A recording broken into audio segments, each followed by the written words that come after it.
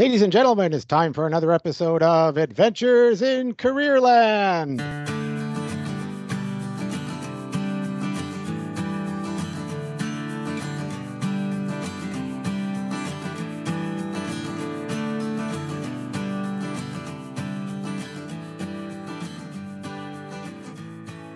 Hi, everybody. I'm Adriano Magnifico. I'm the career consultant for the Louis Riel School Division in Winnipeg, Manitoba, Canada. And we broadcast out of the Arts and Technology Center Broadcast Media Program, which is one of 13 programs in this center. 13 programs. So they're doing broadcast media, but there's all kinds of other very cool practical arts and technical training programs that students both in high school and out of high school choose to increase their ability to be employed and to build their skill sets to make them very valuable employees down the road. So you can do plumbing here, you can do childcare here, you can do auto mechanics here, you can do new media design here. So I'm very fortunate and pleased and privileged to work with two students from the broadcast media program. They are Zoe Kruk and Akira Sasaki. Zoe, how are you doing? I'm doing pretty good, but my last name is pronounced Kurdziel. Kurdziel. You know, it's Kurdziel. I shorten the name now because we're getting to know each other, okay? Okay. Yeah, okay. I'll fix that next time, Kurdziel. Anyway, Zoe, how's COVID treating you today? Okay. Okay. Are you still holed up in St. Anne? Yep. Have not been going anywhere. St. Anne, Manitoba. And of course, we have the very restricted lockdown protocols here. I think we have more COVID cases than anywhere in North America right now. So yeah, we actually made it on national news the other day. Oh, we did. Oh, well, we should congratulate ourselves. What a great honor. Not. Anyway, and we have Akira Sakaki. Yeah. I got that name right. Akira's in grade 12, so we have the great combination of two educational levels here. How you doing, sir? I'm doing pretty well. You were right. You did get my name right, or my last name right the second time. The first time you didn't, but that's okay. I'm doing pretty well, though. Yeah, these guys abuse me a lot because sometimes I don't pay attention to last names. I don't pay attention to names most of the time. I just know they're great people. Zoe and Akira, great producers. They're great students, and it's my privilege to work with them because they're so skilled. And that's part of the charm of this program. And just tell us quickly why you choose a program like this, Zoe. Well, I've always been into like theater and just like being with people. And I've been like really interested in like filming or like becoming an actor or like something in like the film industry, whether it's like working a camera. So when I was looking at the programs at ATC, this one looked like very interesting because it includes like all those editing softwares. You get on-air experience. You're learning how to work with cameras. Cool. It's just leading me where I want to go. Good. Akira, what do you think? Why are you in this program? I took this program because what I actually want to do as a career is graphic design, and I like the broadcast media. I can like bring those two together and create a career out of both of them. I also like Zoe said, that we're learning a lot about this like editing softwares. So I know about the Adobe Suite softwares that come to graphic stuff, but I didn't really know about the editing softwares. So I like that about the program. Well, I'll tell you, I can vouch for both of you because you're both very skilled. And I can see when I give you work to do, you do it quickly, attention to detail. So make sure you put me on your resume when you start applying for work because I'll vouch for you in a heartbeat. You're both great students and your skill sets are beginning to really blossom. But you're here today because we have a special guest. Our special guest is a former student of mine from 2010. When I taught at the Windsor Pack Collegiate. I love that place. She was in our 2010 graduating class of the Career Internship Program. We started that program there. And she's one of those students who took a chance on taking a program like that because kids do that. They take a chance. So a great big welcome to Carlene Kurdziel, who is in Montreal right now. Yes, currently sitting in Montreal, getting vaccinated tomorrow. For the first time? For the first time, yeah. Oh, which one are you getting? Do you know? It's Pfizer. I believe it's Pfizer. Pfizer. I like that. That's the messenger RNA technology, right? The gene technology. I like that one. I had mine about a month ago. It's completely altered me. I am a whole different person. It's altered my hair is coming back. Yeah. You don't need the tonic anymore. My hair's growing back. No more tonic for my head because of the RNA, messenger RNA. Yeah. But it's a public good. Are you happy to be getting it? Or have you been waiting or? Yeah, I've been desperately waiting. I miss Winnipeg. I miss my family a bit. So it'll be nice to be fully vaccinated and get back there, see everyone. You were in my class way back when. This is so cool. So tell us a bit about when you were in high school. Go back to that high school time, back in grade 11 and 12. What was it like to be a kid there? What was going through your head as you were thinking about what should I do after high school? I think at the time I had a very straightforward view of what, a career would be. I was very, very set on being a nurse at the time. And I think in the career internship program, I remember Mr. Magnifico talking about how, the average person our age or maybe a few years older would go through 13 jobs in their lifetime. I think that was the statistic. That was from the Chamber of Commerce. That was way back when, right? They threw those stats out there. I think they threw them out there they gave them out to me, and I thought, what an opportunity to scare students. So I thought, what a great thing I'm going to throw at you guys. This is great. I think what I loved about the career internship program was it taught me that, careers were really dynamic and shifting, and it wasn't, mastering one skill set and then you were set for the rest of your life. It was really more about, developing different skills. And I think more importantly, following your interests and making sure that as you follow your interests, you're continuing to learn and develop yourself. So, it was a good time. Yeah, it was. And you were a great class and you were a great student of mine. One of my favorite students of all time. Don't tell anybody. Thanks. Okay. I'll take that compliment. But take me back to that nursing. Why did you choose nursing? Why did you think nursing? Because that's one of the traditional ones, right? I don't mean that with any disrespect, because they're holding together the fabric of our culture right now, 100%. The nurses and the medical profession. But why were you choosing that one at that time?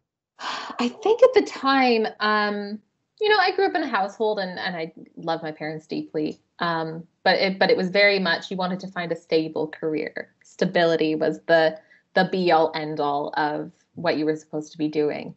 And I like people. I thought healthcare was amazing. I had gone through some health stuff when I was younger and was always amazed by, nurses and how gentle and beautiful and wonderful they were. And I think I thought that nursing was a really interesting fusion of personal skills and science and getting to implement that every day. But most importantly, it was a stable career, obviously for many reasons. Yeah. So that was, now parents, we have a lot of people on this podcast and they talk, I always ask about the parent influence, and the parents are into that, right? They're of a different generation, right? They're baby boomers. Are your parents baby boomers? They are. Right? They are. So they get that. You got to get something stable. Can you get a pension? Can you get health care? Can you get all those kinds of things? And they're into that because that's what they had. And it worked out well for them. Exactly. So as you meandered through this a bit, what did you discover? I discovered lots of things. I think the first really eye-opening thing that made me really want to go into nursing was in the career internship program. Mr. Magnifico and I forget her name at the time, your assistant and co-teacher. I don't remember her name, but there was a opportunity set up for me to go see open heart surgery. And that was still to this day one of the coolest things I've ever got to experience. And I feel incredibly lucky that was something I got to do, and it really solidified, just how dynamic that field is. Within nursing, you become a nurse, but you could specialize in surgery. You could specialize in being in the maternity ward, in an emergency room. There's all of these different ways where you get to use your skill set in a myriad of ways. And I was just floored by that opportunity and how incredible the human body is. I remember that now. And you didn't faint or anything when you looked at that open heart surgery? It got you excited. Did you lean over? Did you kind of pull yourself back? Yeah, no. So we were in there for about 9 hours. We were in there. I was standing there, but What, it were you handing them things? It wasn't like the was Seinfeld episode where you're eating some Juji fruits or Junior no, Mints or something, are you? no. I wasn't Phoebe Buffay dressed up as a nurse. I was sort of standing there on a stool. Oddly enough, You were actually down there. You weren't in a viewing area.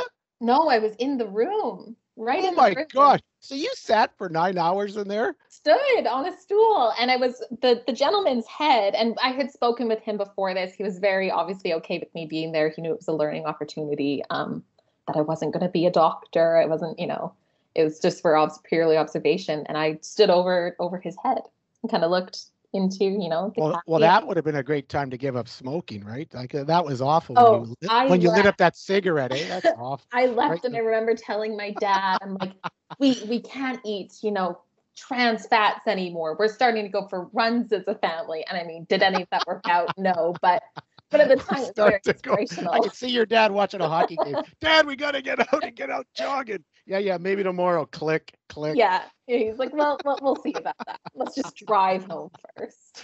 I love that. Hey, Zoe, what'd you think? Could you sit through an open heart surgery? I mean, watch an open heart surgery, a live one, because she wanted to become a member of the ER group.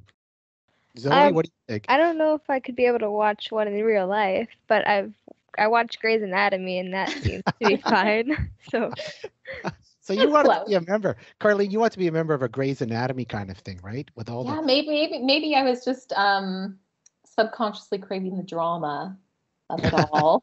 Of course, and that's the best part about it all. It's the family. It really does become a family in there, right? Too, like in the healthcare.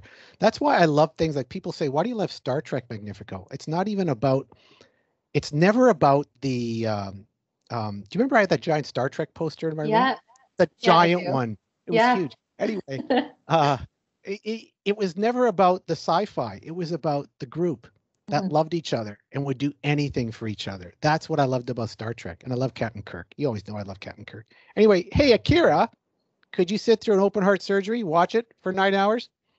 100% I could, yes. Really? Why? Yeah. Like throughout my life, I've gone through some medical things that have built up my tolerance to those type of things. And in general, I'm this is going to sound a little masochist, but when they give me when they pull blood or they take blood or they do needles, I'm one of those people who like to stare at it. Like they're like, you can look away. I'm just like, no, I want to look at it. I want to see when it goes in, because it I don't know, it just brings me comfort knowing it's already in my arm. Oh, I hate that stuff. So you suck on your finger after they punch it, and then like when you come out of your coffin at night, do you worry about who am I going to take on today? Like, do you worry about those things? Not to that degree, but I just got vaccinated like last week, and they were like gonna put it in my arm, and I just like stared at them. I was like, do it, and then they just like, you don't need to count down. Yeah, they're like, I was just like, do it, get it over with now, and they put it in, and I was like, okay. We are polar opposites, man. I can't stand those needles. In fact, she says, "Are you okay?" When I had my vaccination, she went, "Are you okay?" No, I'm just a little nervous. Just let me know when you do it. I've already done it. Oh, and so when I find a nurse or a doctor who can put that needle in me and I don't know what happened, they are gold to me. Gold. I might stalk them to be my needle giver for life. Those are powerful things to me. So you didn't become the nurse. What path did you go? So what did you do?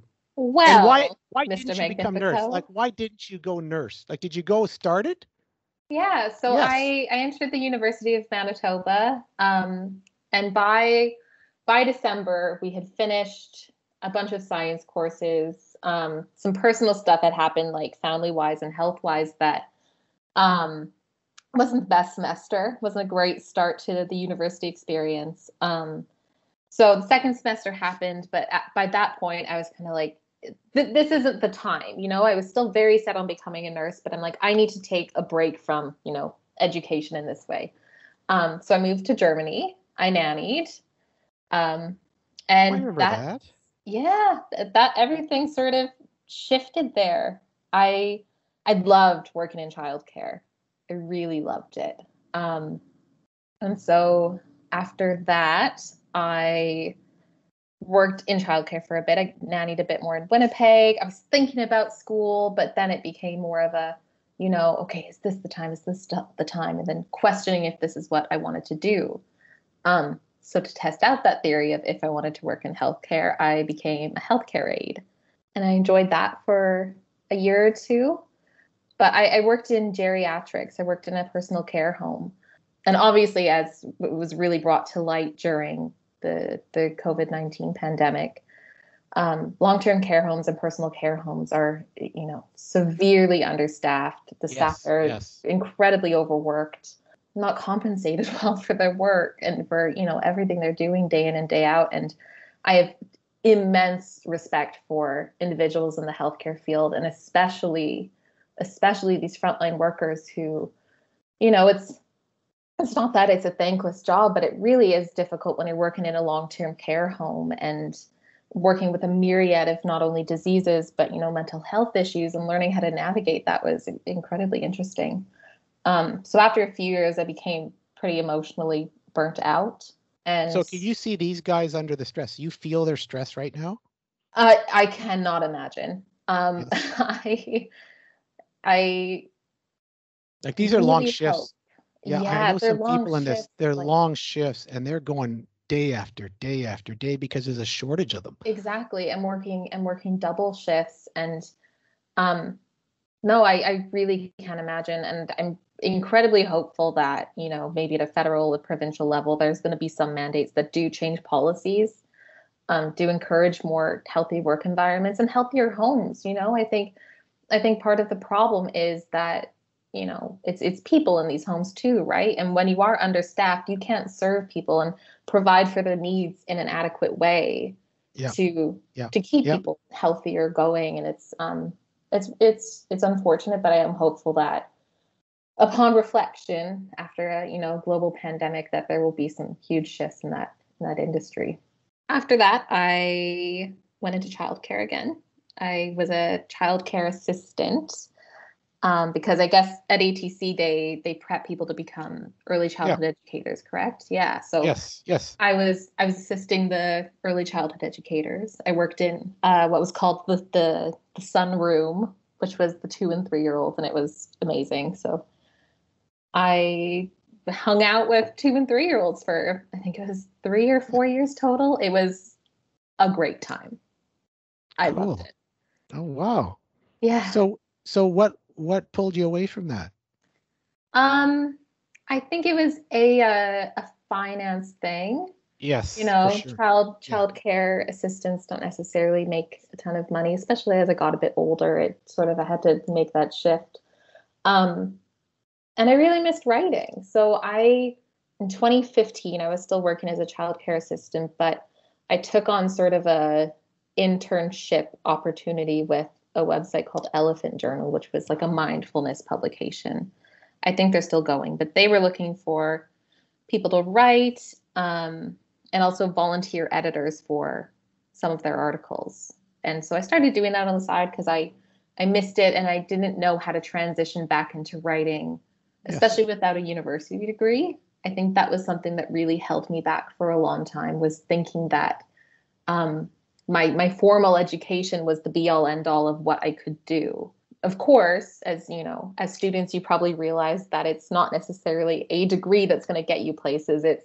It's all of these little skill sets and experiences that you have and connections that you make that allow you to move into different fields. And sometimes, of course, that's prohibited by not having a degree or a certificate or what have you. But for lots of fields, it is about getting that experience and the type of, software that or experience that you've had or volunteer experiences that you've had.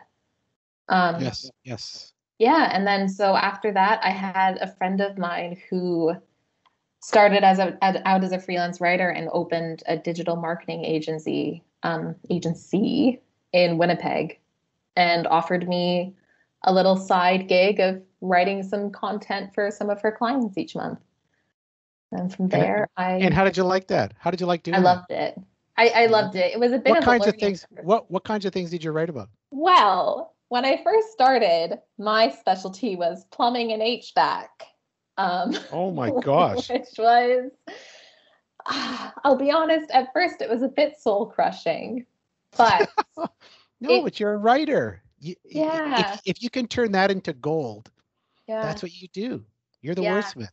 yeah. And it was very interesting because very quickly I had to learn the world of, search engine optimization and keyword placement within your writing and, the target audience that you're writing for and all of these things that as a creative writer I had paid no attention to before this. But it really forced me to learn about the online digital marketing industry very quickly. And I find it very interesting. It's to this day, I don't necessarily write so much of the blog posts or the longer form articles that you click on. Like, you Google how to fix my pipes under my sink, whatever it may be. I don't know. That's right. Yeah. That's right. Something along those lines. So Did you work with products too? Did you have particular products that you were talking about and say, here's how they work? No, not so much products. Mine was a lot more for service-based industries. So it was plumbers, mostly HVAC. We did some like dentist offices, real estate agents needing blogs. Because at the time and I mean still to this day, but at the time blogs were a big deal. They were breaking into the mainstream as another sales tool. So now, okay, how do you wind up in Montreal? You've been doing that, wandering around.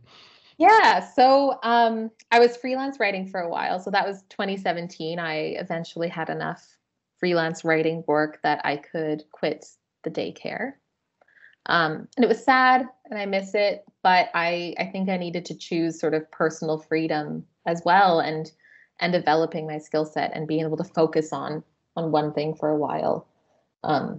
So in 2019, I found a job in Montreal. My boyfriend and I were flying over to see his parents in Wales. And we had a layover in Montreal and you could hear everyone having conversations in English and French. We're like, I think we need to learn French. It's like, well, we can move to Montreal and learn French. So we did. My French is still terrible though, unfortunately. It has not happened. The language picking up has not happened the way I intended. But well, it's hard. You have to immerse yourself. Montreal is also English, right? And they will incredibly bilingual. They're very bilingual, and they will just acquiesce. They almost don't want to play with you. I've been there a few times. They don't want to play with you while you practice your French in a restaurant. They'll work with whatever will get the process moving. And so you'll be going, je voudrais une cravate. You want a tie? Okay, well, it's not gonna, and I just find that they don't want to play. Do you get that impression too? I think the technique that we have is we practice when it's quiet. We practice when, it's a quiet terrace or you're ordering a coffee and no one's in line behind you, looking at their watch ready to go. Yes. And we've had people before, I get so far in a conversation and then they ask me what type of milk that I want. And then I blank completely. What? Yeah. Ordering coffee. I'm like, I regular.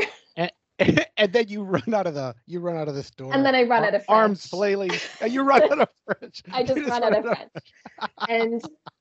But people are very, I have had zero negative experiences of having to switch to English. Everyone's super accommodating, and they're like, we appreciate you trying, and I think that's the key. Yes, because Montreal has a rep of being a little impatient sometimes. Yeah, I think if you're, in the old port sort of area where they're very used to tourists and kind of not really having the je veux un croissant. That's right. Don't love it. That's right. But that's pretty cool. So you're in Montreal now. You going to school? I'm going to school. What school are you in? I'm at Concordia right now. I just finished my first year and I'm taking some summer courses. Concordia University. Wow. Yes. How cool is that? What are you taking then? I'm specializing in urban planning. Urban planning? Yeah.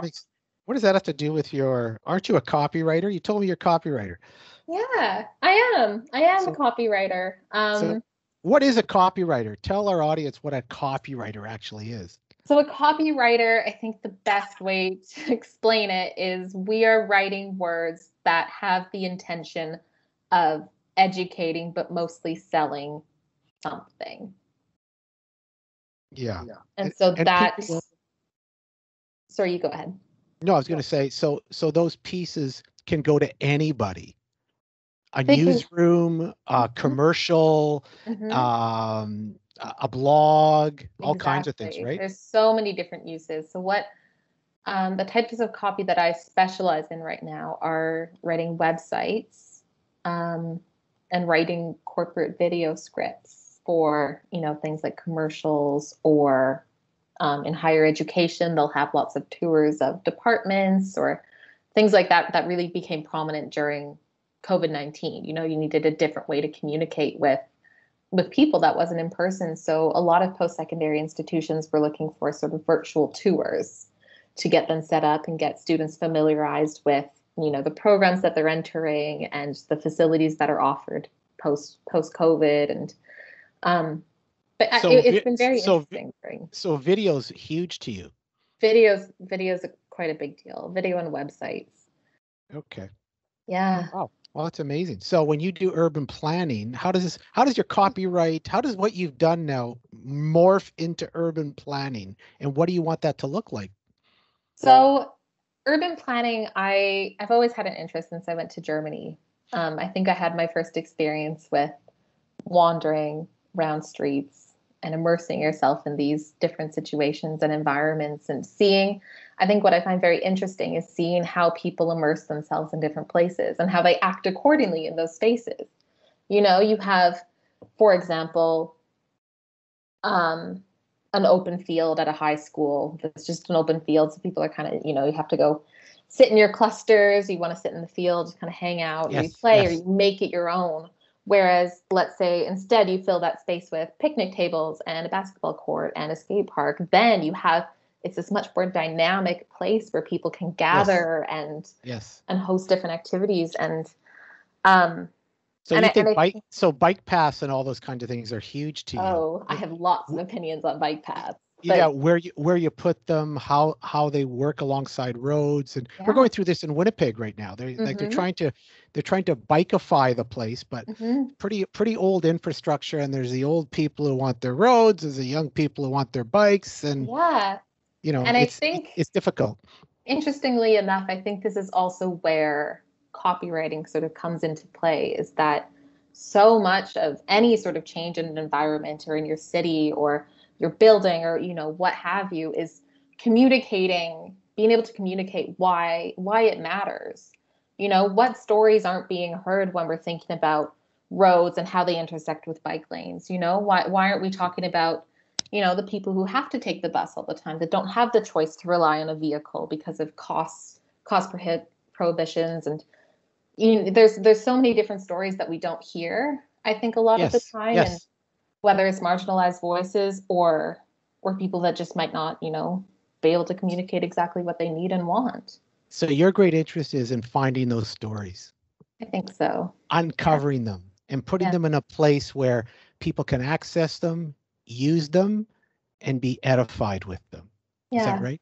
Yeah. And I think so much of it too is bridging the gap between someone who's very reliant on an automobile versus someone who's very reliant on public transit versus bikes, and my sort of practice and theory is, and there's lots of literature on the subject, but it's on multimodal transportation, right? Yes. Why can't we build a city that you can choose how you want to get around? You like riding your bike? Go for it. You can do it safely. You feel like taking the bus, you don't want to drive, your car's dirty, I don't know, whatever the case is. Take the bus. There's good service. It comes every 10 minutes. I think it's just building cities that allow for this choice of infrastructure. How exciting for you. This sounds like you're just coming into your own. Do you feel that way? Yeah, it's taken 10 years, but I do think that. Well, how important has a journey of 10 years been? Is it been instrumental in you being there here right now? Yeah, I would not be pursuing urban planning if it were not for all of the other experiences. Yeah, right. And we call them You know what we call them in this podcast? We call them dots. We talk about connecting dots. You're doing that, but first you have to collect them, right? And that's the expression we use in this podcast all the time. You're collecting enough dots now so you can look back and say, okay, this is where I seem to have a fit. This is what feels right to me. So it's feeling right now. It's feeling very right. Yeah, I've been very lucky to have all these experiences, and I think that's it. Is, you know, a career, what you do or what you're passionate about isn't a singularity. You know, it's a collection of all of these different experiences that you have as an individual, personally and professionally, and along the way, it's supplementing those experiences with different tools and different softwares and all of these little details. But I think the key is just really being curious about the things around you and pursuing that curiosity more than, you know, when I wanted to be a nurse, okay, I have to get bio done, I have to get chem done, and I'm going to push myself through this, and maybe I'll be miserable because I'm not a natural student of science or math. Well, that's amazing now. So I love what you're doing. I love the path, and the journey is all important to you. I feel that. If you were to give a cheap piece of advice to a grade 12 kid right now, based on what you've learned and what you've done, because it's always sober second thought. Yeah. That brings the wisdom and the insight. What cheap piece of, I don't mean cheap, I mean that in the best way, if it's possible. What piece of wisdom would you give to a grade 12 kid or a grade 11 kid who's thinking, geez, what should I do after high school? I mean, I think personally, it's trusting yourself, trusting your gut instinct. You know, if something doesn't feel right or it's not quite meshing with you, give it a try. But if you feel like, you know, Akira, you were saying that you love graphic design and this is what you're doing, and it sounds like you're just following what your gut is telling you. I think you have to trust that and not suppress it so much. And that might not be, you know, key career advice, but I think it is incredibly important to be able to listen to yourself and intuit those feelings that you have for whatever experience you're having. I think that's pretty astute. Zoe and Akira, like Zoe's following this interest in drama and the theater and the arts. And I love that. And Akira is pursuing this graphic arts. In fact, when they choose this program, Carlene, they are stepping off the beaten path of the educational path, right? So it's a little unnerving for them. Think about yourself being 11 and 12 saying, I'm going to go to ATC. Friends, we'll see you in a semester. Think about doing that. Yeah, so especially at such a young age. And I also commend you both for your ability to, you know, listen to yourself and be interested in the things that you're interested in, not just, you know, what it may be coming from your mom or your dad or anyone else around you. I think, you know, Zoe, you're like, I love theater and maybe I want to act or maybe I want to do this other thing, but I know that's where I'm being pulled. And it's very inspiring to hear people just follow that. I think it's a really cool thing. Thank you. That's interesting. Yeah. Oh, way to go. That's nice. Carlene, I can hear you and your level of articulation and your ability to express who you are and what's important. Oh my gosh, you're you have come so far, but I always saw that in you when you were a student. That's why I said to you, there's more in your text here. When you were writing for me all the time, I thought, oh my gosh, there's something going on in your brain here that is beyond just you choosing something right now. I always thought that about you. So I'm glad you're on this path. I'm glad you're happy. I'm glad you see nothing but blue skies ahead, because I think something, it already has happened, but something really cool is going to happen to you down the road, because I think you're talented. It's pretty cool. Thank you very much. Yeah. It's pretty neat. And you were super formational in that, or foundational, I guess is the right term. But I do really appreciate the experience that it gave me, the outlook it gave me, and I do really think that little nugget. I remember having a conversation with you in grade 12, and you're like, you're a really good writer, Carlene. You know, you can do this. And at the time, I'm like, no. How am I going to write stuff? When is that ever going to happen in my life? Oh yeah, but you know what? I have this attitude, and well, just before I get to that, Akira, anything you want to say or ask Carlene quickly? Yeah, no, I just wanted to thank you for the advice. Like, I totally agree with it. I've always wanted to do something that I'm passionate about, and I'm really into doing graphics. And that's like Mr. Magnifico was saying, that's kind of why I went off the beating path. Although this isn't a graphic design program, I think it'll benefit me. And it was a hard decision to make because Good. I'm Listen, grade 12. Part of it was, no, I'm just thinking it's that tap on the shoulder, right? It's where I've always found that in my life. People have tapped me on the shoulder and said, why don't you do this? Because you don't notice when you're in your own world, doing your gig, moving along with your friends, doing your courses, which are just one after the other. You hear a buzzer, go to the next room. Hear a buzzer, go to the next room. Yeah. You're not stopping to reflect or think. And I think you need people. So when I tapped you on the shoulder and said, I think you ought to do this, those are important. And I've only ever done that to students because people have done that to me. I had the message and the mentorship from others who did that to me. Otherwise, I wouldn't even be sitting having this conversation with you. So I think that's a powerful message. And you've been a great guest, Carlene. We got to end this because we're going long and the producers are going to say, end this, end this. But it's been a great conversation. You've been so insightful and your journey is, oh gosh, it's just so powerful. It just fills me full of pride and makes me think that you're going to make an enormous contribution somewhere down the line to the organizations with whom you work.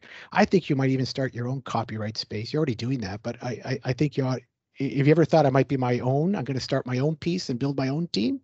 It's something I'm interested in. You know, I've been running sort of a small business for the last 4 years, and I think I really appreciate that independence and that ability to just sort of forge my own path and share my own opinion that's not necessarily tied to that of an organization or something I've thought about, but you never know. Never know. I know. Good luck. Good luck. Thanks for doing this. And everyone, that's it for our episode of Adventures in Careerland. We will see you next time. Carly, thanks. Thanks so much. Thank you. Thanks so much for having me. Thanks, Zoe.